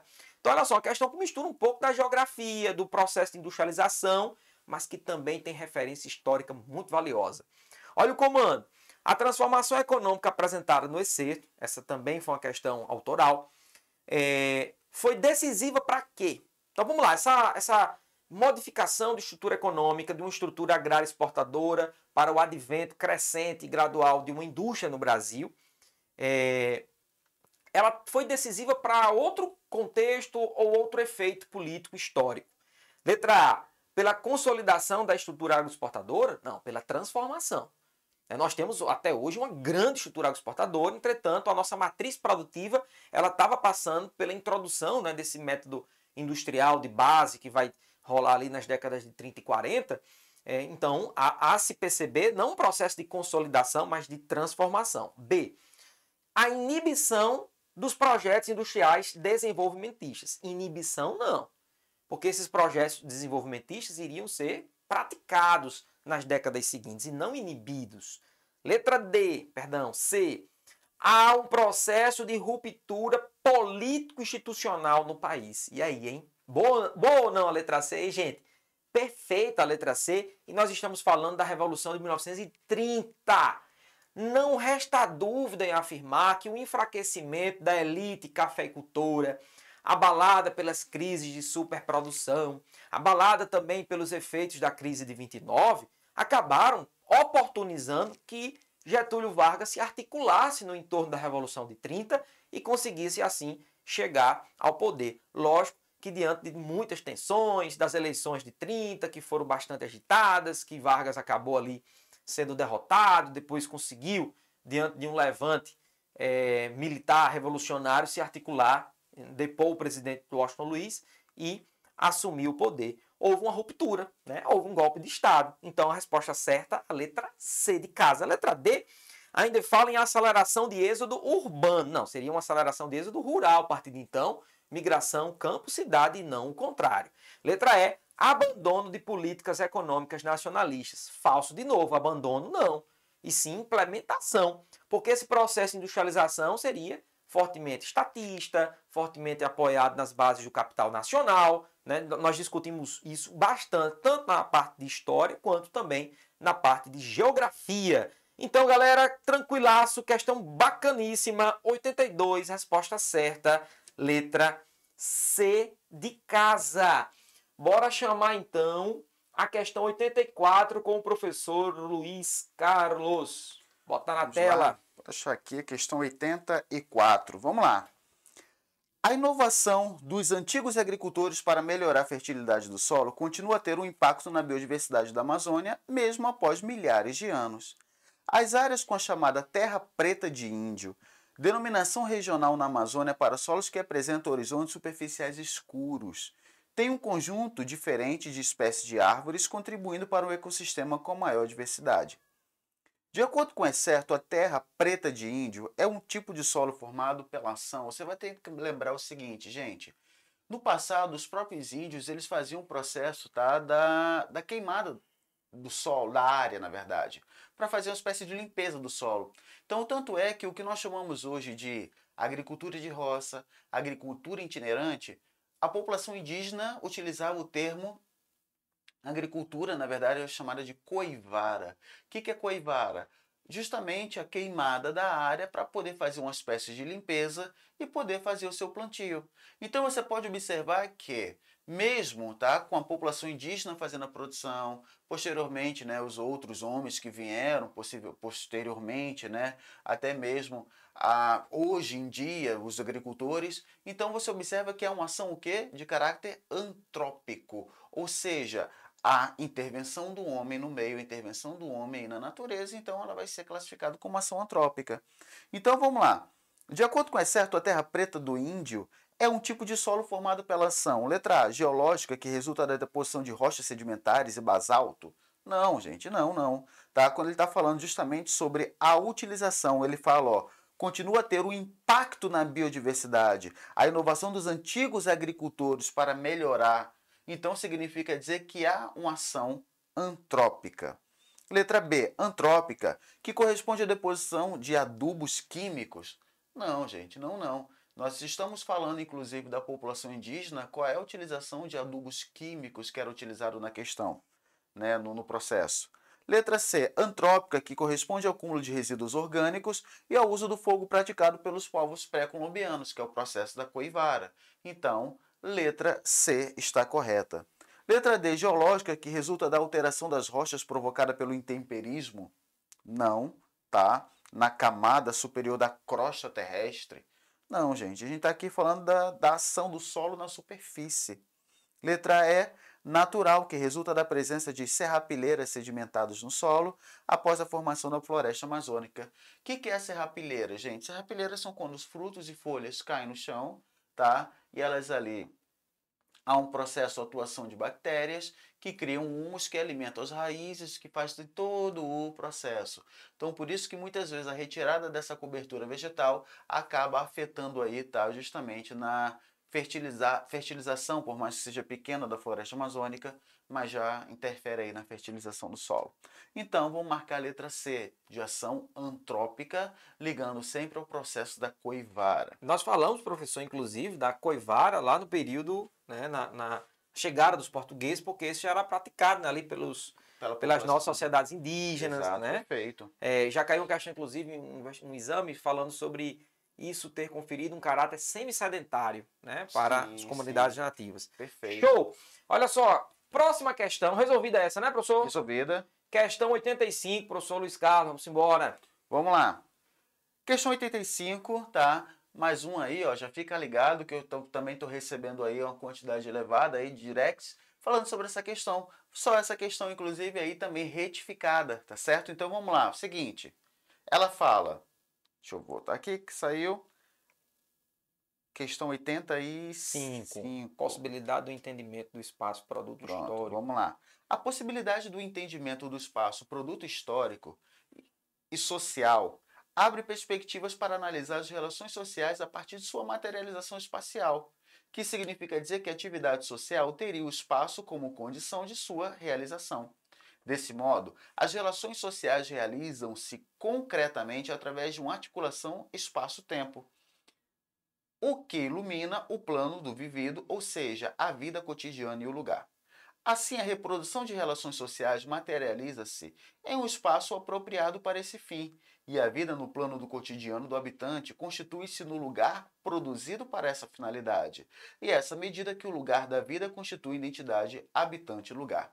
Gente, contexto de lugar, tá? Na verdade, o conceito de lugar, perdão. São importantes conceitos que a gente trabalha na geografia: lugar, paisagem, espaço, território, nação, estado, região. E o conceito de lugar, a gente sempre trabalha que o conceito de lugar, ele é um conceito que ele vem carregado de sentimentos.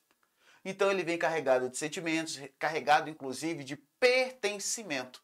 Até quando a gente fala sobre o conceito de lugar, é muito comum, inclusive já foram cobradas em questões, uma música do sambista Arlindo Cruz, que se chama O Meu Lugar. Quando ele fala o meu lugar, é caminho de Ogum e Ançã, lá tem samba até de manhã, uma giga em cada andar. Que isso, professor Luiz Carlos aqui metendo samba na resolução. O lugar é cercado de muito suor, esperança de um mundo melhor. Então você repara que em nenhum momento ele traz uma descrição física.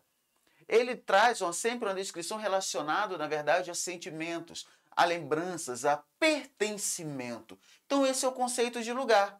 Então, analisando a letra A, ela fala o seguinte: o conceito, a dimensão prático-sensível em escala espacial, considerando as relações cotidianas e as percepções de seus habitantes. Sim, isso traz esse conceito de sentimento, de pertencimento. Isso traz uma relação carregada, tá, de sentimentos. Então, o conceito de lugar, ele traz isso. Letra B. Fatores subjetivos relacionados a uma visão de mundo na sociedade ocidental capitalista? Não, gente, porque o conceito, o sentimento de pertencimento é independente de ser capitalista ou qualquer outra ideologia e qualquer outro lugar, independente de ser Oriente ou Ocidente. Letra C, compreensão das condições físicas do espaço geográfico? Não, não falamos em situações de descrição física, isso seria paisagem, isso seria espaço. Estamos falando de lugar, pertencimento. D, critérios objetivos criados a partir de parâmetros mensuráveis de quantificação das atividades humanas? Não. Sobre a quantificação das atividades humanas, nós temos a mudança do espaço geográfico, que já é outro conceito. Letra E, concepções universais dos fenômenos geográficos que desconsideram as especificidades socioculturais? Ao contrário, sentimento de lugar, pertencimento, ele vai considerar por completo todas as especificidades socioculturais. Então, sendo assim, vamos marcar aí, ó, letra A, tá? Então, letra A está totalmente correta. Ok. Vamos chamar então comigo aqui a questão 86, questão do contexto da nossa colonização, em especial falando ali da ocupação holandesa no Brasil colônia, mas também fazendo relação a questões mais amplas das relações entre holandeses, coroa portuguesa e nossas terras no Brasil. A questão 86 ela começa assim: o interesse dos mercadores dos Países Baixos, leia-se ali os holandeses, pelo Brasil foi um fato que antecedeu de muitos ataques empreendidos pela Companhia das Índias Ocidentais, em 24 na Bahia e em 30 em Pernambuco. Estes ataques explicam-se porque aquele interesse, ou seja, os interesses antecedentes, né? Faça, por aquele interesse, perdão. Faça, pois necessário, recuar um pouco no tempo para uma perspectiva melhor dos acontecimentos que na segunda e terceira década de 1600 se desenrolaram em nosso país. Ou seja, está se relacionando que o interesse dos holandeses sobre nossas terras está ligado a algo que antecedia as invasões holandesas, né? Então, muito cuidado. De acordo com o texto, o antecedente interesse dos batavos, flamengos, povos dos Países Baixos, é tudo referência ali no caso aos holandeses. Sobre o Brasil colônia faz menção a quê? Vamos lá, galera. Lembre-se que ainda no século XVI, na implantação da atividade açucareira, né, da agromanufatura do açúcar, foi fundamental alguns financiamentos, empréstimos, a uma participação dos holandeses em toda a cadeia produtiva do açúcar. O contexto das questões com a Espanha, a formação da União Ibérica e do embargo filipino acabou bloqueando um pouco do acesso comercial que os holandeses tinham aqui com o Brasil e permitindo, possibilitando assim, a partir deste bloqueio, uma sensação, né, de algo prejudicial aos holandeses, aos interesses holandeses. Por isso, veio aí a Companhia das Índias e as invasões. Então, a menção é sobre o quê? Letra A, aos acordos comerciais relativos à empresa açucareira? Corretíssimo. Letra A, tá show de bola. De fato, esses acordos comerciais de financiamento, transporte, refino e revenda, portanto, eles eram pré-existentes e estão na marca ali dos fatores que se envolveram ali nas invasões holandesas. Letra B, a significativa presença calvinista no Nordeste. Vamos lá, essa presença calvinista ela era muito ampla no Nordeste antes dessa chegada dos holandeses. Teria sido esse o motivo? Não era esse o motivo. Letra C, ao aproveitamento das práticas modernizantes nassalvianas. Espera lá, existiram práticas modernizantes nassalvianas? Existiram, mas não é um fator antecedente, mas sim um fator que veio com a ocupação holandesa após as invasões. Letra D, ao potencial minerador aurífero, outro problema aí, né, de sincronia temporal, porque esse potencial minerador de ouro vai ser posterior. Letra E, ao expressivo contingente de escravos africanos na colônia. Também não foi esse a razão determinante desse interesse antecedente, anterior, que existia por parte dos holandeses. Então, galera, questão 86, marca aí, letra A. Já vamos chamar então a questão 87. Na questão 87, diz assim: observamos que o sistema dos feudos, a feudalidade, não é, como se tem dito frequentemente, um fermento de destruição de poder. A feudalidade surge, ao contrário, para responder aos poderes vacantes. Forma uma unidade de base de uma profunda reorganização dos sistemas de autoridade. Então, pera lá. Qual o contexto de aprofundamento do feudalismo? A gestação e aprofundamento do feudalismo ocorre ali, gente, na Alta Idade Média. Momento em que acabávamos de sair do colapso do Império Romano Ocidental e assistíamos à formação de uma rearticulação dos poderes políticos, à formação de várias monarquias na Europa Ocidental. Grande parte dessas monarquias efêmeras, de durabilidade restrita ou muito instáveis politicamente. É tanto que nas aulas sempre frisamos que se existia alguma experiência ali um pouco mais sólida e estável, era a experiência dos reinos francos. Esses reinos articulavam, sim, elementos romanos, né, de origem romana, de que heranças foram deixadas da época do Império Romano, mas com elementos também germânicos, bárbaros, pela qual, né, vieram ali dos povos invasores do antigo Império Romano Ocidental. Então, conforme o texto, é possível compreender que essa vacância de poder, o que seria essa vacância? É algo vago, né? É algo não consolidado, é algo vazio. Portanto, foi decorrente de quê? Essa vacância, ela aconteceu em função de quê na Alta Idade Média? O que é que ocorreu antes que gerou esse vácuo aí? E esse vácuo também acabou marcando mais tarde a articulação do modo de produção feudal. Letra A, da ascensão de uma ordem política centralizada nas monarquias medievais. Pera lá, muita calma nessa hora. Nós aprendemos que as ordens políticas das monarquias medievais eram mais descentralizadas, né? Cada feudo manda o próprio senhor feudal. Letra B, expansão das práticas mercantis que enfraqueceram os impérios cristãos. Olha, você sabe que isso está falso. Por quê, professor? Porque na Alta Idade Média nós não tínhamos expansão das práticas mercantis. Pelo contrário, nós tínhamos o fortalecimento de uma estrutura de subsistência. Se liga nisso. Letra C, colapso imperial romano ocidental, de fato, né? A queda do Império Romano é um dos elementos precedentes que contribuíram para essa vacância de poder e uma nova ordem fragmentada das comunidades, das monarquias cristãs. Perfeito, gente! Perfeitíssimo a letra C. Houve uma estrutura fragmentada, houve uma estrutura descentralizada que se viu, portanto, dominante nesse processo. Beleza?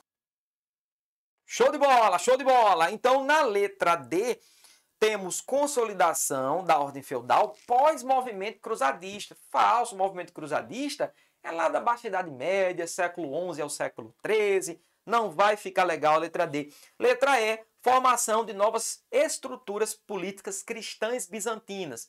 Não se trata de uma afirmativa a ter conexão. Afinal, o escopo aí da discussão é as estruturas políticas na Alta Idade Média. Então, a resposta certa da questão, letra C. Com a queda do Império Romano, nós temos várias monarquias cristãs, a mais estável, a dos francos, mas o que se estabeleceu de fato foi uma estrutura muitas vezes fragmentada, do qual acabou contribuindo para a vacância que o texto da questão acabou apresentando. Um nívelzinho, né, uma ginástica intelectual um pouquinho específica que exigia-se na questão 87. Questão 88, vamos chamar na tela. Ela diz assim, ó, o cronista Al-Omari, no século XIV, contou: quando da minha primeira viagem ao Cairo, ouvi falar da vinda do sultão Mussa e encontrei os habitantes do Cairo todos excitados a contarem as largas despesas que haviam visto fazer às suas gentes. Este homem espalhou pelo Cairo ondas de generosidade. Não deixou ninguém, oficial da coroa ou titular de qualquer função sultânica, sem receber dele uma quantia em ouro. Que nobre aspecto tinha este sultão, que dignidade e que lealdade. É aí a citação da textualidade. A presença da autoridade política do Império de Mali, vamos combinar que o comando da questão eu fui generoso, porque eu já situei para você o conteúdo, né? Império de Mali, reinos africanos, né? Na região mencionada do século XIV, foi motivada principalmente por fatores. Espera aí, vamos respirar. Porque embora o texto esteja falando de concessões do ouro, que o Mansa Musa, né, o imperador do Império de Mali, por onde ele passava, ele fazia essas doações. Para onde é que ele estava indo? Professor, não sei, sabe sim, porque o Império de Mali foi convertido ao islamismo, certo? E entre as práticas islâmicas, não é, professor, está a peregrinação a Meca, né? Essa peregrinação é chamada Hajj em direção a Meca, onde o islâmico tem que cumprir, né, esse rito uma vez na vida, desde que com condições financeiras, com condições de saúde, possa praticar.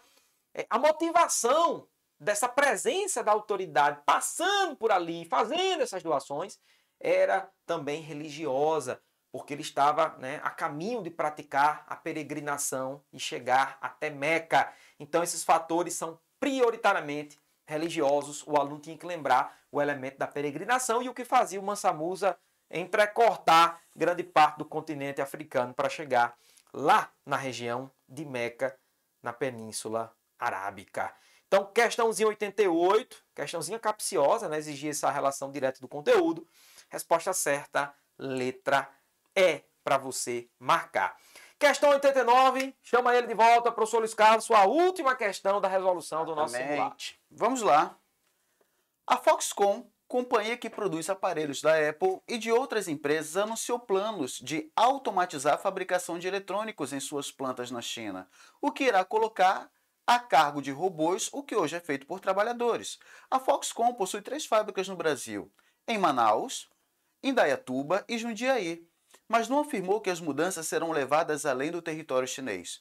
Além dos produtos da Apple, a Foxconn é fabricante das placas Intel e dos componentes da Dell e HP, e dos videogames PlayStation da Sony, Xbox da Microsoft e o Nintendo e o Wii da Nintendo.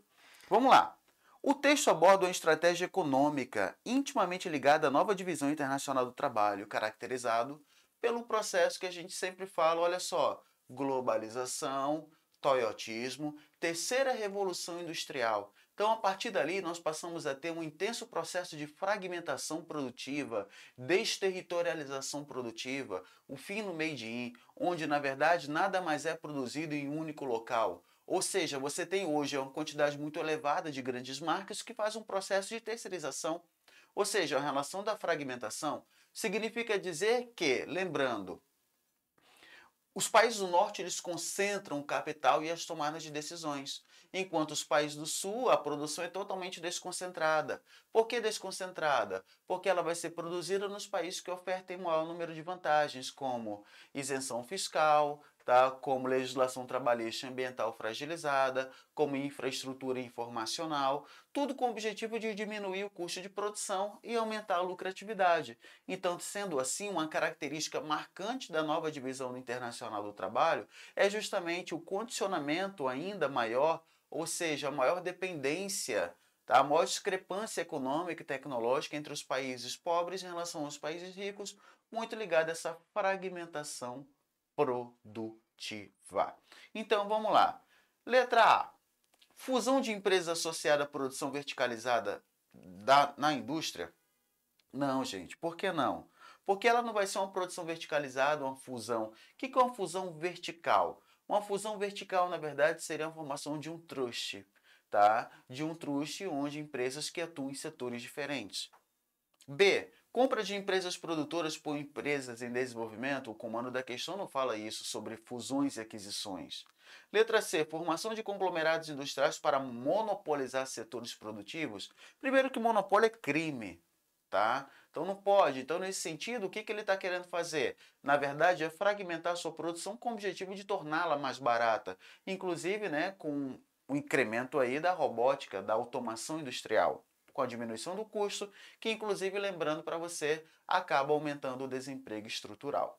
Letra D, fragmentação da produção industrial, perfeito, e contratação de empresas parceiras, com o objetivo dessa relação da terceirização, como foi analisado. Letra E, instalação dos fornecedores de componentes essencialmente em países desenvolvidos? Não, não, não, não. Tanto é que quando a gente fala hoje sobre crise de semicondutores, você repare que os condutores e semicondutores hoje eles são produzidos em países da Ásia, tá? Em países como China, Taiwan, que representa hoje, né, inclusive falando sobre a produção de Taiwan, essa representatividade econômica, tem também uma aula nossa de atualidades, né, entre China e Taiwan, que fala inclusive, né, sobre essa relação e pegando até como exemplo hoje, a balança comercial chinesa é favorável em referência em relação aos Estados Unidos. Então, sendo assim, letra D, queridos, e aqui eu encerro a minha participação com vocês na correção desse simulado dia D, né, como foi falado, extremamente importante, muito importante vocês terem feito por dois processos. Primeiro, para analisar, né, o desempenho de vocês no primeiro dia do Enem, que é extremamente importante, em linguagem e também ciências humanas, já tradicional, e também, né, o fato que o simulado dia D também, além de tudo, tem um cunho social, né, que é para pegarmos, né, os alimentos para colocar, né, à disposição, inclusive, em pessoas, né, que hoje estão, infelizmente, né, nessa vulnerabilidade. Tá bom? Então, encerro por aqui. Muito obrigado a todos. Até a próxima. Valeu, valeu, valeu, professor Luiz Carlos. Vamos para a última questão aqui para encerrar a nossa resolução. Questão 90, texto 1. Lavorare e combattere per la patria, per la vittoria. Então, como você pode ver, o italiano Lucas Donato italiano, está em dia, e vários outros termos que a gente pode aqui, nesse momento do Olingo italiano, falar, como mangiare, che ti fa bene, va bene, né? Buongiorno e outras coisas mais. Texto 2. Em lugar das fronteiras e dos canais de comunicação entre os homens individuais, constrói um cinturão de ferro que os cinge de tal forma que é como se a sua pluralidade se dissolvesse em um só homem de dimensões gigantescas. Pressionados os homens uns contra os outros, o terror total destrói o espaço entre eles, texto da nossa grande Hannah Arendt. Gente, olha só, quando falamos em totalitarismo, o tema da questão é esse, totalitarismo. Lembramos aquela expressão do Mussolini, né? Nada contra o Estado, nada fora do Estado, tudo no Estado. Ou seja, o cidadão ele tem que assumir uma expressão de subordinação aos interesses políticos estatais e, portanto, não apresentar-se em oposição ao Estado, mas sim em subordinação. Né? Então, vamos lavrar, ou seja, trabalhar, vamos combater pela pátria e pela vitória. Então, todos estamos, de alguma forma, conectados com o ideal de interesse do Estado. O texto 2, observa-se que não deveria existir necessariamente uma pluralidade dos interesses sociais, mas sim que todos tinham que se cingir em um só grande homem, em um só grande corpo de Estado, né? Onde não deveria existir espaço entre uns e outros, mas sim todos, né, em uma liga política massificante, gigantesca e também totalitária, autoritária. Os textos acima são relativos a uma configuração de experiências políticas totalitárias no século XX e convergem. Qual é a convergência? Olha só o perigo. Comando da questão, convergência do que é que as duas textualidades estão entrando em consonância, estão entrando em, como é que eu posso dizer? Em união de interesses, né? Em convergência. Letra A, pautar em concepções político-ideológicas diversificadas? Claro que não. Você não tem pluralidade político-ideológica no totalitarismo. Tá falso a letra A. Letra B, reforçar a individualidade do cidadão diante dos interesses nacionais? Pelo contrário, reforçar não. Né? Destruir a individualidade do cidadão seria o correto. Letra C, construir uma perspectiva de cidadão crítico ante ao Estado. Essa daí, mais absurda ainda. Letra D, difundirem pautas ideológicas proletárias de luta de classes. Lembre-se que os estados totalitários eles eram, né, antissocialistas, anticomunistas. Não pode ser de jeito nenhum a letra D. E a letra E, fundamentarem uma necessária subordinação do sujeito ao Estado. Aí sim, o viés totalitário bem articulado. Então, olha só, gente, questão número 90, a última do nosso simulado dia D, o primeiro, resposta certa, letra E, para você marcar. Queremos também agradecer aqui a participação de vocês que estão acompanhando esse vídeo, né, essa correção, você que participou do nosso simulado dia D, tudo foi entregue de uma forma para que você realmente se inserisse numa realidade de desafio.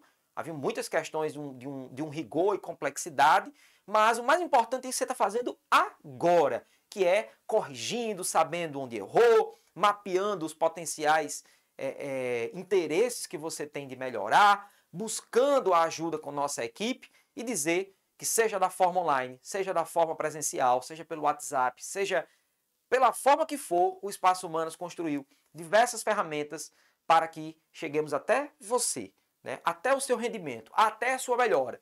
Quando criamos a nossa campanha de conexão com aprovação, essa conexão ela é total, ela é completa. E hoje estamos aqui a entregar essa resolução para que você se sinta mais forte. Eu sei que alguns de vocês podem estar, nossa, eu não acertei a quantidade de questões que eu desejava, mas, meu amigo, bem-vindo à luta, é essa mesmo. É assim que nós vamos, de grão em grão, dia a dia, construindo aquela grande vitória que se aproxima logo mais. E lembre-se, nós ainda vamos disponibilizar a resolução do professor Agenor Florencio, da parte de Filosofia e Sociologia. Um grande abraço, professor Lucas Jonato, professor Luiz Carlos. Ficamos por aqui. Até a próxima. Valeu!